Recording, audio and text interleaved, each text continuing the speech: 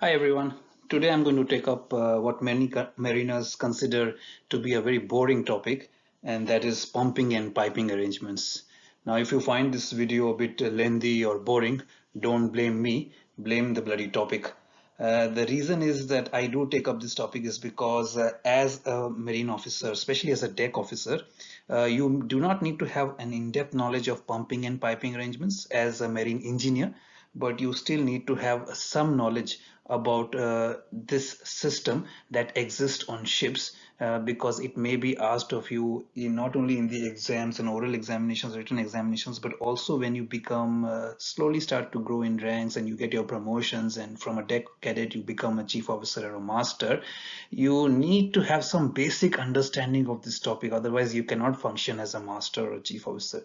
So that's why I have made this video. It's a bit lengthy today, but I have tried to cover essential aspects of pumping and piping arrangements such as bilge and ballast pumping, scuppers, air pipes, inert gas piping and gas freeing tank purging on tankers, general service pipes and pumping, cargo pumping and piping arrangements. So because you get an in-depth understanding, not an in-depth, but a surface understanding at least of the system that exist on merchant ships, because in the construction of a merchant ship the shipbuilder is actually concerned with the installation of the statutory bilge, drainage, ballasting, general services, and where required the liquid cargo loading and discharging, pumping and piping arrangements. So therefore today I will be discussing the pumping and piping arrangements found on general cargo ships or cargo ships. That includes container ships, bulk carriers, as well as arrangements that may also be fitted in tankers for tank washing and for introducing inert gas, gas freeing and tank purging. So let's get started. All cargo ships are provided with pumping and piping arrangements so that any watertight compartment or watertight section of a compartment can be pumped out when the vessel has a list of up to 5 degrees and is on an even keel. Now, in the case of passenger ships, each compartment or section of a compartment may be pumped out following a casualty under all practical conditions, whether the ship is listed or not. So the arrangement in the machinery spaces such as engine rooms are such that this space may be pumped out through two suctions under the conditions that I just described. One suction is from the main bilge line and the other from an independent power driven pump. So on cargo ships, of course, it should be able to do that up to a list of 5 degrees, and in passenger ships in any condition of list. An emergency bilge suction is also provided for machinery spaces, and it may be connected to the main circulating water pump uh, in steamships or the main cooling water pump in motor ships. Now, of course, these days steamships don't exist, but just giving you a background here. For bilge suctions, as the vessel is to be pumped out when listed, it is necessary to fit port and starboard suctions in other than very narrow spaces. Now, generally, vessels are designed to have a moderate trim by the stern in service, and the suctions will therefore be placed in the after part of the compartment.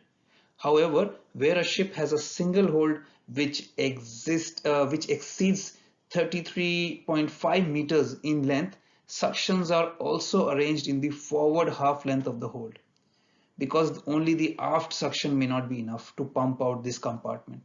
Now, on many vessels, a sloping margin plate is fitted and a natural bilge is formed with these suctions conveniently located within this recess. Adequate drainage to the bilge is provided where a ceiling cover covers this space. If, however, the tank top extends to the ship's sides, bilge wells have a capacity of at least 0.17 metric cube and may be arranged in the wings of a compartment. Now, in a passenger ship, these bilge wells must not extend to within 460 millimeter of the bottom shell so as to retain a reasonable margin of safety where the inner bottom height is effectively reduced. The shaft tunnel of the ship is drained by means of a well located at the after end, and the bilge suction is taken from the main bilge line. I'll show that figure later on. At the open ends of the bilge suction in holds and other compartments outside the machinery space and shaft tunnel, a strum box is provided. The strum box is perforated plate blocks welded to the mouth of the bilge line, which prevents any kind of debris or solids being taken up by the bilge pump section. Perforations in the strum box do not exceed 10 mm in diameter, and their total cross-sectional area is at least twice that required for the bore of the bilge pipe.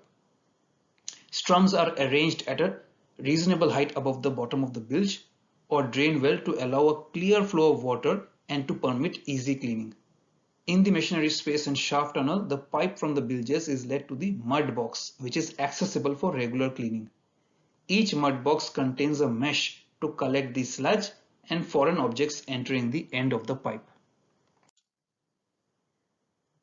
Cargo ships have at least two power-driven bilge pumping units in the machinery spaces connected to the main bilge line, and passenger ships have at least three. In passenger ships, the power-driven bilge pumps are where practicable placed in separate watertight compartments so that all three are not easily flooded by the same damage. Where the passenger ship has a length in excess of 91.5 meters, it is a requirement that at least one of these pumps will always be serviceable in reasonable damage situations. A submersible pump may be supplied with its source of power above the bulkhead deck. Alternatively, the pumps are so distributed throughout the length of the ship that it is inconceivable that one might not be able to work in the event of reasonable damage. Suction connections are led to each holder compartment from the main bilge line. Valves are introduced to prevent one watertight compartment from being placed in direct communication with another and to prevent dry cargo spaces and machinery spaces being placed in direct communication with tanks or pumps having sea inlets. These screw-down non-return valves are often provided in a bilge valve distribution chest or may be fitted directly in the connections to the bilge main. The bilge pipes, which are used to drain cargo and machinery spaces, are kept separate from the sea inlet pipes, and ballast pipes, which are used for filling or emptying tanks where the water and oil are carried. Often a separate dirty ballast system is arranged to overcome this problem. Before I go into scuppers, I want to talk a little bit more about the bilge and piping system. So if possible, the bilge pipes are kept out of the double bottom tanks and in way of a deep tank are led through a pipe tunnel. If the peaks are used as tanks, then a power pump suction is led to each peak. Only two pipes are permitted to pass through the collision bulkhead below the bulkhead deck, and a screw down valve operated from the above the bulkhead deck is provided for each pipe in a chest on the forward side of the bulkhead. An indicator is provided to show at the valve operating position whether it's open or closed. Bilge mains in passenger ships are kept within 20% of the ship's beam of the side shell, and any piping outside this region or in a duct keel is fitted with a non-return valve. These requirements are intended to prevent any compartment from becoming flooded when the ship is grounded or otherwise damaged and a bilge pipe is severed. Many passenger ships are provided with divided deep tanks or side tanks which permit cross-flooding arrangements, limiting the list after a casualty. This cross-flooding is generally controlled by valves operated from above the bulkhead deck, but self-acting arrangements may also be adopted. Bilge and ballast piping may be of cast or wrought iron, steel, copper, or other approved materials. Lead or other heat-sensitive materials are not permitted.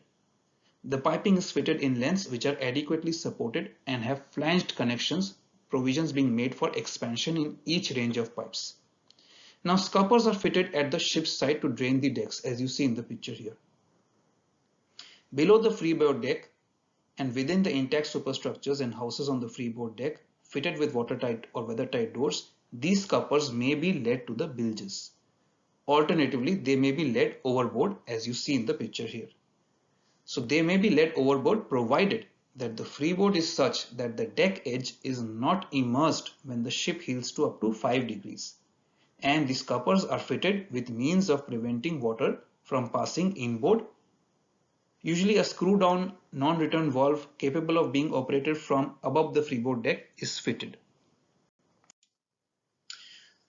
Pumps and substantial piping systems are provided in ships to supply the essential services of hot and cold fresh water for personal use and salt water for sanitary and firefighting purposes. Many large passenger ships are provided with a large low pressure distilling plant for producing fresh water during the voyage, as the capacities required would otherwise need considerable tank space. This space is better utilized to carry oil, fuel, improving the ship's range.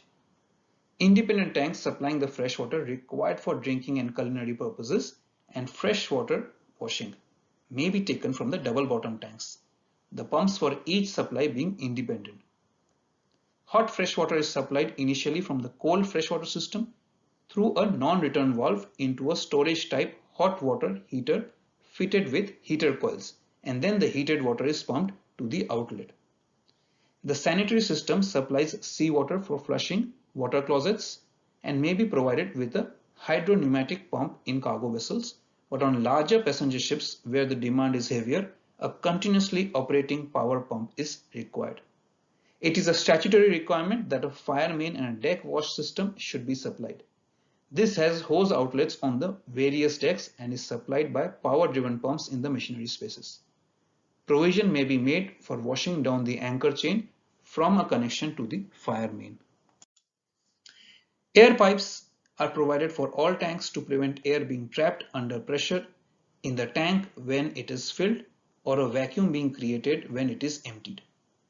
The air pipes may be fitted at the opposite end of each tank to the filling pipe and or to the highest point of the tank. Each air pipe from a double bottom tank, deep tanks which extend to the ship's side, or any tank which may be run up from the sea is led up above the bulkhead deck. From oil, fuel and cargo oil tanks, cofferdams and all tanks which can be pumped up, the air pipes are led to an open deck in a position where no danger will result from leaking oil or vapors. The height above decks and closing arrangements are covered by the load line conditions of assignment. Sounding pipes are provided to all tanks and compartments not readily accessible and are located so that soundings are taken in the vicinity of the suctions, that is at the lowest point of the tank. Each sounding pipe is made as straight as possible and is led above the bulkhead deck, except in some machinery spaces where this might not be practicable. A minimum bore of 32 mm is in general required for sounding pipes, but where they pass through refrigeration spaces, to allow for icing, a minimum bore of 65 mm is required where the temperature is at 0 degrees Celsius or less. Underneath the sounding pipe, a striking plate is provided where the sounding rod drops in the bilge well, and you can sometimes even feel that the sound that comes when the sounding rod drops on the striking plate. Sometimes a slotted sounding pipe is fitted to indicate the depth of liquid present, and the closed end must be substantial to allow for the sounding rod striking it regularly. Various patent tank sounding devices are available and can be fitted in lieu of sounding pipes as long as they satisfy the requirements of the classification society. Where the piping system requires water to be drawn from the sea, for example fire and wash deck, ballast and machinery cooling systems, the inlet valve is fitted to a substantial box within the line of the shell plate containing the sea inlet opening. This opening is to have rounded corners and be kept clear of the bilge strake if possible. The sea inlet box is to have the same thickness as the adjacent shell, but is not to be less than 12.5 mm thick and need not exceed 25 mm. Sea inlets in tanker pump rooms within 40% of the ship's midsection length are required to have compensation, generally in the form of a heavier insert plate in the shell. A grill may be fitted over the opening, and a sacrificial anode will normally be fitted because the valve metal and steel box set up a galvanic cell. Cargo pumps are provided in tankers to load and discharge cargo, and also to ballast some of the tanks, which becomes necessary when making voyages in the unloaded condition. Many modern tankers have clean ballast capacity, and these tanks are served by separate piping systems. The particular cargo pumping system adopted depends very much on the range of cargo carried. A fairly straightforward system is available for the larger bulk oil carrier carrying a single product. Where smaller tankers carry a number of oil products at one time, which must be kept separate, the pumping system is more complex.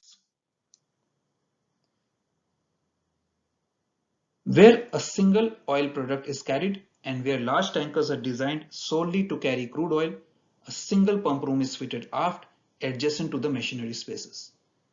The piping system is of the direct line type, 3 or 4 lines being provided, each with suctions from a group of tanks. I'll show you a figure later on, you'll get an idea of what I mean. Each pump discharge is led up to the deck mains, which run forward to the transverse loading and discharging connections.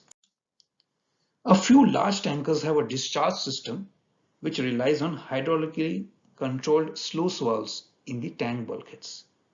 These permit a flow of the oil to a common suction in the after tank space. Many large tankers partially adopt this system, sluice valves being provided in the longitudinal bulkheads, and the oil is allowed to find its way from the wing tanks to the center tanks. Suctions from the main cargo lines are located in the center tanks. I will show you the arrangement in a couple of slides. Where a number of oil products are carried, the more complex pumping arrangements require 2 and in some cases 3 pump rooms to be fitted. One may be fitted aft adjacent to the machinery space, a second amidships, and where a third pump room is provided, this is forward. On many older tankers, the piping was often arranged on the ring main system to provide flexibility of pumping conditions. To obtain the optimum number of different pumping combinations in modern multi-product carriers, the tanks may be fitted with individual suction line. Now I'll show you what I meant by all these piping arrangements and pumping arrangements, and you get an idea of how it all works. Initially on modern tankers, the main cargo pumps were of the centrifugal type, either geared turbine or motor driven, and they had a very high pumping capacity. Those on the large tankers being capable of discharging to about 3,500 metric cube per hour. Because of their high capacities, the centrifugal cargo pumps are unsuitable for emptying these tanks completely. And for this purpose, reciprocating stripping pumps with a capacity of 350 meter cube per hour or more are provided with a separate stripping line. More recent developments have seen the use of individual hydraulically driven submerged cargo pumps in the cargo tanks with a single discharge line and the conventional pump room dispensed with. Also, cargo tanks are being fitted with submerged cargo pumps driven by explosion-proof electric motors. Tanker cargo discharge systems are now often fully computerized. The cargo tank ventilators are to be entirely separate from air pipes from other compartments of the tanker and positioned so that flammable vapors emissions cannot be admitted to other spaces or areas containing any source of ignition. Oil tankers of less than 20,000 tons deadweight are required to be fitted with a fixed deck foam system capable of delivering foam to the entire cargo tank's deck area and into any tank the deck of which has been ruptured. Oil tankers of 20,000 deadweights or more are to have a fixed deck foam system as well as a fixed inert gas system. The inert gas system is to be designed and operated as to render and maintain the atmosphere of the cargo tanks non-flammable, other than when the tanks are gas-free. Hydrocarbon gas normally encountered in oil tanks cannot burn in an atmosphere containing less than 11% of oxygen by volume. Thus, if the oxygen content in a cargo tank is kept below, say, about 8% by volume, fire or explosion in the vapor space should not occur. Inert gas introduced into a tank will reduce the oxygen content. On an oil tanker, inert gas may be produced by either ships with main or auxiliary boilers normally use the flue gas, which contains typically only 2 to 4% by volume of oxygen. This is scrubbed with seawater to cool it and to remove sulfur dioxide and particulates, and it is then blown into the tanks through a fixed pipe distribution system. However, on diesel engine ships, the engine exhaust gas will contain too high an oxygen level for use as an inert gas. So an inert gas generating plant may then be used to produce gas by burning diesel or light fuel oil. The gas is scrubbed and used in the same way as boiler flue gas. So there are about two processes. One where you may use the flue gas from the auxiliary boilers, or in one they may have their own inert gas plant. Non-return barriers in the form of a deck water seal and non-return valves are maintained between the machinery space and deck distribution system to ensure no petroleum gas or liquid petroleum passes back through the system to the machinery space. The double hull and double bottom spaces of tankers required to have an inert gas system are to have connections for the supply of inert gas. When the tanker is fitted with an inert gas system, the discharged cargo tanks are purged until the hydrocarbon vapors in the cargo tanks have been reduced to less than 2% by volume. Gas freeing may then take place at the cargo tank deck level. For tankers not provided with an inert gas system, the flammable vapor is discharged initially through the tank venting outlets as specified by the MARPOL. When the flammable vapor concentration at the outlet has been reduced to 30% of the lower flammable limit, gas freeing can be continued at cargo tank deck level. A range of portable gas freeing fans with associated equipment are readily available with typical air movement ranging from 8,000 to 15,000 cubic meters per hour. After discharge of cargo's oil tanker, cargo tanks can be cleaned by either hot or cold water, fresh or seawater, or by crude oil washing. Water cleaning machines can be fixed in a tank or may be portable. The portable machine being connected by hose to deck water main before being introduced through a tank cleaning hatch into the tank. Crude oil carriers can have fixed washing equipment in the tanks connected to the cargo pumps via cross connections at the ship's manifold to the cleaning main and can use crude oil instead of water as the washing medium. This is usually done when the tanker is discharging cargo, and it enables redissolving of oil fractions adhering to the tank surfaces to take place so that these residues can be discharged with the cargo. There may then be no need to water wash tanks for the removal of residues unless clean water ballast is to be carried in the tank.